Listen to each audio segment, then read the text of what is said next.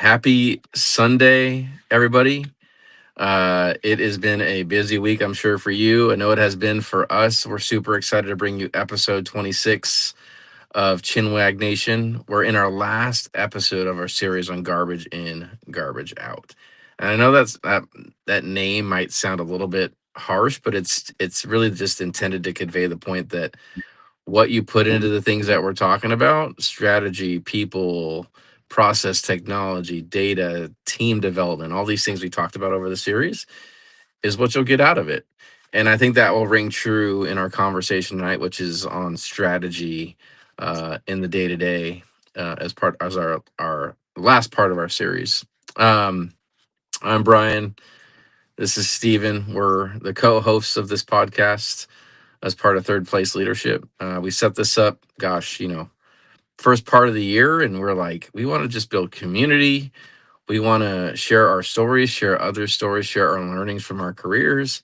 We want to do the hard stuff together. Leadership is not meant to be done alone. You're supposed to build community. You're supposed to lean on others. You're not supposed to live in silos. And so we put this together. We've been doing it now for 26 episodes, roughly, I don't know, six-ish months or so. So yeah, we're really excited to talk about this conversation tonight because strategy, I think, is near and dear to our hearts. It's something we think about often. It's something that we prioritize. But even like some of you, uh, and maybe even people who don't know us, people who are listening later, it's hard. It is hard to do strategic work, carve out time for strategic thinking, but more importantly, actually like take your organization's strategic plan and do something with it. When you've just got your normal job to do, you've got your day to day, and if you're a leader of people, things pop up all the time that you're trying to manage, and it can be difficult. It can be challenging, and so yeah, we're gonna dig into tonight. And these are our opinions. They don't represent past, current, or future organizations. We're just having a good chin wag, a good discussion about the things that we think are important to talk about. And it's funny, as I was preparing for this, Stephen, I'm like, what are some really good pop culture references to strategy? And the first one that popped up, I was using Chat GPT, right? It's like, hey, Chat, what are some great pop culture references for strategy? And the first one that popped up was the Avengers, and I'm like, oh man, I love the Avengers. I love Marvel. I'll go to any Marvel movie, even if it has bad ratings, right? I'll go to the movies and I'll go sit in the movies and I'll be like, yes, like action and explosions and cool, funny one-liners and like sci-fi and all that stuff. And they said, the Avengers, um, when they're working separately, right? They can't take down the bad guy, but when they're working together and they're aligned and they're all pulling their resources on the one most important thing, they take down the bad guy. Although with Thanos they had to go back in time to do that again, but technically, like when they come back together, right, or they had to go into the multiverse to take him down, right? But Yeah. Yeah. I'm digressing. I think you get the point, right? Totally. If you yes, well, I mean, it's been around. If you haven't seen that movie yet, you know, That's fair. well, yeah. Brian, Um, I was thinking, I know this is going to take us off topic, but huh. speaking of going and seeing any Marvel movie that's been put out, do you remember? Do you remember one particular bad one that we watched together, and I think we both fell asleep? Oh, was that the Dracula one? At Morbius. Yeah, okay. We still went to go see it though. We did, but I remember we both just That's passed, true. We both passed out. tried to pretend Uh, like we but watched. but that was one person working on their own. Maybe if like Morbius had like, you know, He might have. you I didn't really watch the movie. Oh, that's funny. That's funny. Yeah. Well, I also was when I was also researching for this episode, I said like when did strategy actually first get introduced, right? When was it first set up? Hey, my lovely wife has joined us, our number one fan. Um, and it was developed by a guy named Igor Ansoff in 1965. He introduced the idea of corporate strategy, and around the same time, Harvard Business Review started teaching on corporate strategy. So it's been around for 70 years. But I'm going to follow up like that. So 70 years, like hold on to that, 70 years. And I'm going to follow up with this statistic, right? 60 to 90% of strategies fail to execute. So like even on the low end, right? 60% of strategies fail to execute. Like, and it's been going on for 70 years. So like people have been building strategy, but for 70 years, it's still people are still struggling with executing strategy. And what do you think the number one reason why is? Well, you told me ahead of time, so I don't want to Okay. out. Well, it's But it's leadership. It's leadership follow through, right? Hey, Kelly Bug, good to see you. hey, But yeah, it's Turner. it's leadership. It's leadership follow through, right? It's what we've been talking about this whole series, and that's putting time into right and putting effort into it at the individual level. And so I think that's like fundamentally probably the most important thing to consider and one of the most important things to talk about. I think tonight as we get into this. I'm curious, Brian. I know we always have like a brief pre-meet, so I have a little bit of time to stew on questions, right? So you told me this fact about, I don't know, 10 minutes ago. And I don't know if you've prepared this answer, but I'm curious to figure out like how a survey defines whether or not the strategy was successful. Well, yeah, I mean I think there's a function of measurement which we've talked about many times over. We talked about in our data conversations, we've talked about it in our lean conversations. So, I mean, you're with a strategy, right? You're setting a goal, you're setting some objectives, you're setting up some steps and some tasks to reach those things, and you're tracking that from what you would define as completed, right, to it actually following through and actually happening. A good example of that, like just looking at an individual level. I weigh 100 pounds. I want to weigh 70 pounds, and I want to do that in 3 months. And I think that goal being successfully done is a measure of success, right? So if an organization or a team says we want to increase our sales by 30% over the next 6 months, then if you don't increase your sales, but at least close to 30% in 6 months, then you failed to execute that strategy. And I think there are several things that they talk about, right? And several things I've experienced on a personal level as it relates to strategy being successful. And that's one, leadership follow through, but it's even like in our title, in your day to day, talk about it. Talk about it in your team meetings. Talk about it in your one to ones. Set performance goals. A lot of times, people's performance goals and their reviews, right, their annual evaluations, they don't. They're not pointed to the strategic plan. I've seen some organizations do it, but for the most part, there's individual sales targets, right, or team-based goals, which are important. They're good, but they should be moving right the needle on the big organizational goals.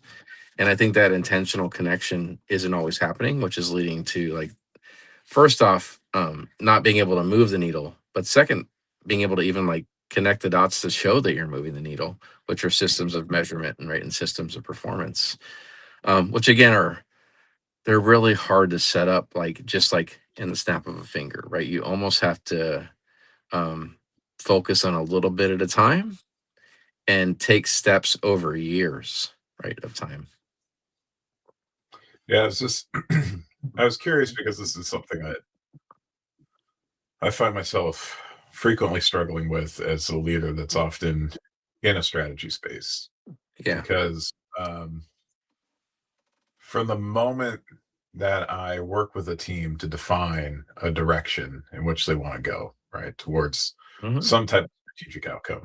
Well, you could use your example of sales go up 30% over the next 6 months.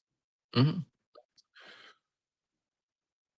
I find that when I'm pushing a team, a lot of times I am thriving towards what I would call a stretch goal, right? Like it's Mhm, pushing the team in a really tough direction, in a way that they have to do things differently than they've always done it, and in ways that sort of reinvent how they do their work. But then mhm. I ask myself, if that was a stretch goal, and in this case we could say 30%, and they do 28% in 6 months, do we consider that a failure or do we consider that a success? Well, Um, I think I have a couple. I have a question and I have a statement. I think the statement is that the key words here are fail to execute, not fail to achieve their goal. Right. So I think there's some I think focusing on the day to day rhythms, which is, this episode's about, but and what are those rhythms, and really taking the time to be disciplined about like every one to one. Right, talks about some aspect of the strategic plan. When you set new goals, you ask the question like, does this align to our strategic overall strategic objectives? Um, but the question I have for you is when you set those stretch goals, do you base them off of existing data? Right? Like, as are often, you, right? what's that? As often as I can. In fact, a lot of times as we're going through those strategic conversations and trying to develop a strategy, it's one of the first questions that I try to ask: what data exists here? Is that something that we need to foundationally put in place to be able to baseline, right? I think you have to. Otherwise, the stretch goals are just like, not Yeah, yours, right? The stretch goals are just like they're just random goals, and where you have data, you should be using it. And yeah, because then it's like your stretch goals based off of something that like, hey, year over year we've been able to grow 20%, right? We've shown that we've been able to grow with the things that we're doing, right? The data, the things that we do in our day to day, we've been able to show we've been able to grow 20%. Let's shoot for 25. I think sometimes people think a stretch goal is like, not you necessarily, Stephen, but people think a stretch goal is a 10% jump, uh, uh, even a 15% jump. That's actually like an unrealistic goal. A stretch goal is like 2%, 3%, 4%. Especially when you think about how hard it is to actually like move a percentage up, especially if you're in a business that's been around for a while, you have to get really creative to like really jump 5, 10%. So like I think looking at that data is really, really important. Otherwise, you might be setting unrealistic goals without realizing it. Um, and if you are going to make a 5% jump, like you almost have to like get in a room and like a war room with your team and like say like, okay, we're going to think crazy out of the box here. We have to try things that we've never tried before. We need to go look at other companies and their business units and what they're doing and learn from them. And then if we aren't doing it, we need to try it and see what yeah, happens. So, so I think it's about setting realistic goals, but it's like we have to talk about it in our team meetings, in our one to ones. We have to tell people about it so we can get other teams to help us, indirectly achieve our goals, right? So there's a lot I think that goes into, what you're talking about or proposing. for sure. And it's it's always interesting to hear other people talk about, sort of their organizations or their experiences stretch goals, right? I always say like you want it to be a stretch but not a strain. Yeah. Um, there tends to be this Don't like spot where there's like no point of don't no go return. don't I, get me wrong. Like I'm all about like the whole point of strategy is to pull you into the future, right? Like you want to aim for something. I don't think there's yeah, anything wrong with that. It's just what Kelly said, right? You have to base it on data. You can't just throw random numbers out there. You know, it, Kelly Bug, not Kelly Bug. I will tell you, like I've worked for organizations, um, where if you're bringing people into the room and you're there to start or to solve a strategic problem, it's not 2%, 3%, 5%. It's like, no, we need to cut our times down by 80%, right? Yeah, And it can get intense, right? But it's also I mean, for me, like I love the challenge. But Sure, why I bring this up is just but perspective hold on. for anyone listening, because like it could be all sorts of companies operate in very different ways with all different perspectives on strategical execution, and they have different philosophies on whether the red is bad or good, right? Oh yeah, Uh, yes, yes, yeah. That's a cult. Red being bad is a cultural issue, not a performance management system issue. Like if your organization can't talk about a red status comfortably, you've got a cultural problem, right? Because it's not a you did something bad thing. It's a hey, let's rally around this thing and really focus on it, right? And totally agree. I think that's important. But an 80% drop, that's entire organizational realign. Your entire organization has to align around that. Like every leader has to be Yep, aligned, on point, focused on doing that thing, you know. yep, And that's another thing that, I mean, I've either facilitated a strategic planning session, or I've been a leader driving strategy and alignment, resources, time, rhythm of the day to day, like they all matter. Otherwise, like what we talked about, it won't. You will fail to execute. I think that's the not fail to move the needle or move things over, but fail to execute. Our other number one fan. We actually have three number one fans now. Technically, 2 weeks in a row. We have my wife, my lovely wife, my aunt Edna, and who Kelly who Bug. I think, and Kelly Bug. So Yeah, good to see it's all awesome. three of you. Uh, we love the comments. We love the engagement. So please keep it up. Yeah, but like what's that? We need to send out some swag. I know. Well, I actually had a coworker who's like, "Hey, I need to come on your podcast," and I'm like, he's like, "Do I get a hat?" And I'm like,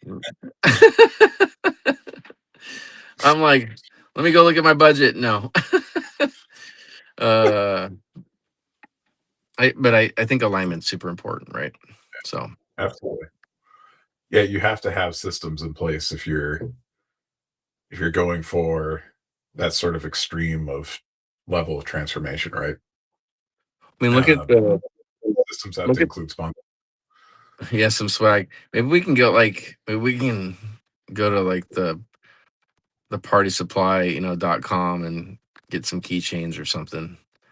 Yeah, yeah. Well, you have a little marketplace. People are interested. It's true. That's true. We could pop it in the chat after the fact. Um but like some swag, not like Yeah, I guess gear is swag, like hats and sweaters and stuff like that. But yeah, um well, I mean, look at the another great example of like strategic shifts, right? Strategic execution at the team level, at the individual leader level is in sports. The Athletics did it with statistics. With I don't know if anybody's seen the movie Moneyball. It's a great movie, and it talks about basically the introduction of statistics into sports. And if that one team, right, that one uh, general manager, GM for the Athletics, fundamentally shifted sports, and now everybody has a statistician team, right? You see NFL teams on the field with you'll see the quarterback with their iPad right after they come off the field, right, looking at replays of plays, and they have statisticians like saying, "Hey, the defensive back is leaning to the right on your go routes or whatever." I mean, it's everywhere. And then you look at even like our local team, the Seahawks and the Mariners, right? Mariners were one game away from the World Series and their stats based team. The Seahawks, within 2 years of their new coach, won the Super Bowl, right? yeah. So fundamental shifts in strategy and culture. Uh, what is Logan says? Hi, Daddy. Hi, wee Ben. I love Uh, Logan's. what's It's that? just I love Logan's names for me. It's the best. Yeah, yeah. I think it's a appropriate name. Weeben. Uh, wee Ben. Oh, yeah. that's our number 4 fan. Number 4 fan. I like how Axel's completely dropped off the list now. Yeah, he's got other priorities. He's 15, and he wants to game and hang out with his friends. He's That was actually our parental strategy, right? We can even get into like life strategy. Our parental strategy is to support our kids, love them, but if they need space, like we honor that within reason. And I was lamenting today that he's starting to do what Lola did a couple of years ago, and that's you know just be more independent, more friend focused. So that makes sense that he's not on here. Yeah, the big kids Yeah, went to youth group. Yeah, they have like 4 youth group like things a week. that's pretty cool. Yeah, man. Yeah. Mm. So many tangents today. That's I, good. I think it's good. I think it's good to you know um talk did we about have the bad talk about strategy going into this? what's that? Did we have bad strategy going into this? Bad No, strategy. I think Bad strategy. it's I think it's important to talk about the things that come to mind. I think it's I remember joining a job recently, and the organization I'm working for, uh not this current one, but in the past, um they strategic planning, right? Strategy wasn't necessarily part of their rhythm, right? Their normal operating space. They had strategic plans, but like in the day to day, in the individual level, it wasn't just what they did. And I think going off into different spaces and talking about these things makes it a little bit easier to understand and digest. I mean, if 60 to 90% of organizations fail to execute strategy, that means that it's not part of business, not enough businesses. I Yeah, think the most successful, the Fortune 500, the Fortune 100, the Fortune whatever 1000, I think those are all very strategically strong organizations. But even they probably struggle with getting strategy down to the team level. for It's sure. like it's like change management, right? There's a lot of choice involved. I think individual supervisors and managers need to choose to do it. They need to weave it into their rhythm in their day to day. Yep. So But I mean, let's talk about that a little bit because I think it's super important. And it's something that I think people overlook. It's more, right? Like it's more than just talking about it. Like it has to be with like how you prioritize your work, how you're adjusting your budget, right? Like everything that you do oftentimes has to be like tied to those strategic objectives. I think we talked about this before where at one point I worked for a CFO and they like anytime we go in to request budget, first question they would ask is it on the strategic plan? And if it was a no, yeah, right, you did yeah. you didn't get the funding, right? I think I Uh, remember that. I think I remember that, and I think I remember that conversation when we first had it when you were in that role. And I think your strategic plan was also an operational plan too at that time, not necessarily a strategic plan. But um, I uh, I think that's the choice I'm talking about. yeah, Um, you have to make a decision as an individual contributor or a leader of people to either be a strategic leader or an operational tactical leader. yeah, I mean, I think that's the decision to make. A strategic leader carves out time in their day to day to look at the strategic plan, look at decisions they've made recently, look at the decisions they have to make, and ask that question that you just said, like, is this aligned to the strategic plan? If not, is it worth the time and resources to pull us away from the things that we are working on that are aligned to the strategic plan? Because sometimes you have to be to your point, you have to stretch. Sometimes you have to think outside of the box, but even that's strategic, right? Making a choice to do something different than you normally do it, making a choice to go into an area of business that you've never been in before.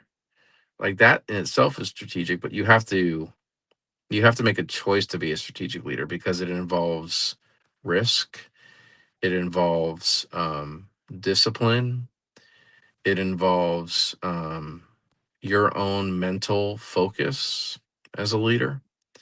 It's not it's not something that you can just like your to your point and say like, oh, I'm talking about the strategic plan. I'm looking at the strategic plan.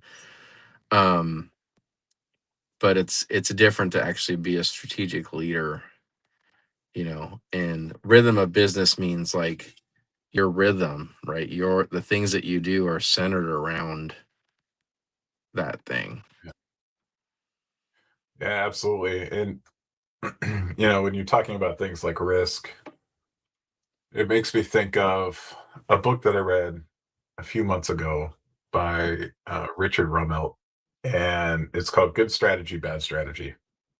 Mm. And something that I thought was really fascinating is like his counterpoints on strategy that really stuck out to me is that strategy is not vision, it's not goals, and it's not planning. His argument on what good strategy is a sharp diagnosis with clear guiding policies and coordinated action. Yeah. And Yes. I think it's like important to highlight that because I have been a part of so many organizations where strategy is used as a synonym for either vision, goals, or planning, or a mix of That's the right. three. That's what you're Yeah, doing. that's right. That's right. So what were the three things again? A diagnosis, a guiding policy. So like Hmm. choose an approach to deal with a particular problem, right? Hmm. And then coherent actions. So coordinated actions that reinforce each other. Yeah. Yeah.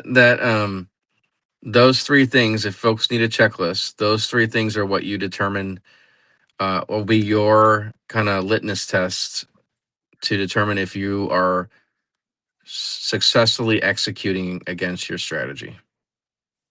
Yeah. Right. So that's 60 to 90% are not doing those things likely. Right. The 60 to this the 40 to 10 the 10 to 40% that are successfully executing against their strategy are doing those three things likely. It actually reminds me a lot, those three things that you just listed, they remind me of 4-step 8-step problem solving in lean. Yeah. They remind me of a lean Six Sigma tool, right? The A3 planning. Like where are you at now? Where do you want to go? What's the gap? There's your guiding policy. What's causing it, or there's your data, and then what are some actions you need to take to get there? There's your action steps. Well, when you originally had asked about data, my mind immediately went to problem solving Mhm. because so much of your tracking process, right? If you're in the red at any given time, you don't know why, and especially if you're trending in the red, you don't know why. Yeah. Like you have to do some form of problem solving, and Yeah. problem solving is so incredibly powerful, but it is completely useless without data because you have to be able to understand where you're at, where you're going, and then everything in between. And Yeah. because you focus on the gap, it's less about the target itself and more about gap concentration and how are you going in and focusing on the right things to actually move the needle in the direction that you want to move. Oh yeah. I 100%. The discipline that I was referencing earlier, right? It's carving out time to actually look at and evaluate that information. I Yeah, mean, that's the the most fundamental things with, I think, even like strategic focus or even problem solving is making sure you're focusing on the right thing.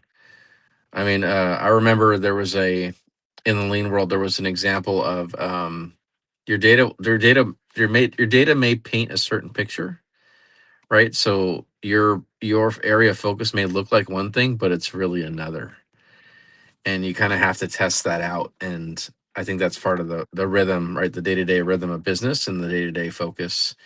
The example was the Lincoln Memorial in Washington D.C. I think that's what it was. The Lincoln Memorial. They were noticing that uh, they were getting It's a a lot of bird. They were getting a lot of bird poop. yeah, You remember the yeah, bird? Remember the bird poop example? story. Yeah, Yeah, they were getting a lot of bird poop, and they were like, "Oh, it's because we don't have proper barriers or blockers up, right?" So they put nets up, they put spikes up, and the poop step kept coming, and they kept coming. But the data was telling them, right, that they were focusing on the right problem and all the right statements, but they were really focused on the birds, and they kept getting bird poop, and they're like, what the heck is going on? They keep getting, like, we're spending so much money on cleaning this thing because we have so many birds pooping everywhere. And upon further analysis, looking at the data further, they found out that it was the spider webs which were attracting the bugs, which were attracting the birds, yeah, right? And once they got rid of the spider webs, the bird poop went away. yeah, Right. So I think that can be easily translated to like strategic focus. Like we can create stretch goals all day long. We can create goals and objectives all day long. But if they're not based in good data and good analysis of that data, and they're not woven into our day-to-day rhythm of business, our conversations, our problem solving discussions, our events, then you're gonna fail to execute. yeah, Right. You might fail to move the needle. Just it depends on how good you are at messing with numbers. Um, and because data can be, as you know, a former chief data officer, data can be manipulated to tell all kinds of stories. Um, but I think the secret is were you able to execute successfully against that strategy? And I think that's a whole different conversation than actually forward movement. for sure. And I think it's important. Couple of like tactful, tactful side notes around that. One that the pigeon story around the Washington D.C. monument, because I can't remember if it's the Jefferson Memorial or if it's the Lincoln I one. I I can't either, but I know it was about root cause analysis, right? It was Exactly. about it was about asking why a bunch of times, like, why is this happening? Why? And Exactly. they were at the wrong root cause, right? Yep. Yeah. So you got to think of root cause versus symptoms, and that's really important. And then the other thing is too, because you were mentioning this sort of at the beginning, is when we talk about a diagnosis for a strategy, right? Diagnosis, I would say, is a synonym for clearly defining the real problem. And the reason why I say clearly define is I have seen so many strategies that have so much fluff, right? And obscurity because it sounds really good and catchy. And when in reality, like good strategy names it plainly and honestly. Like, you know, this is what the problem is. This is what we're going to overcome. You don't need a bunch of those filler words or fluff words, right? Like anybody should be able to pick it up and understand it. And it shouldn't sound like you're trying to sell me something. That's true. That's true. That's probably why. I mean, I've been again a lot of part of a lot of strategic planning processes where we involve the entire organization, and people sometimes still struggle to see themselves in the plan. Right. And I think the more plain talk, the more simple your strategic plan, the easier, to your point, will be for people to actually see themselves in it and know how they can move the needle, right? Or know how they'll be able to execute against it. So that's a great call, Stephen. I love that. And Johanna uh, confirmed it was the Jefferson Memorial. Jefferson Memorial. It's been a while since I thought about that example. It was in our when we used to teach yellow belt courses. It was one of the examples we used in root cause analysis. Was that story? So it's been a bit. I think we have our biggest fan left. So Johanna, if you have any questions for us, we'd love to hear them. We're wrapping up our time tonight. Would love to hear if you have any questions. Otherwise, we're gonna wrap up here and wish you all on your merry ways and a wonderful week ahead.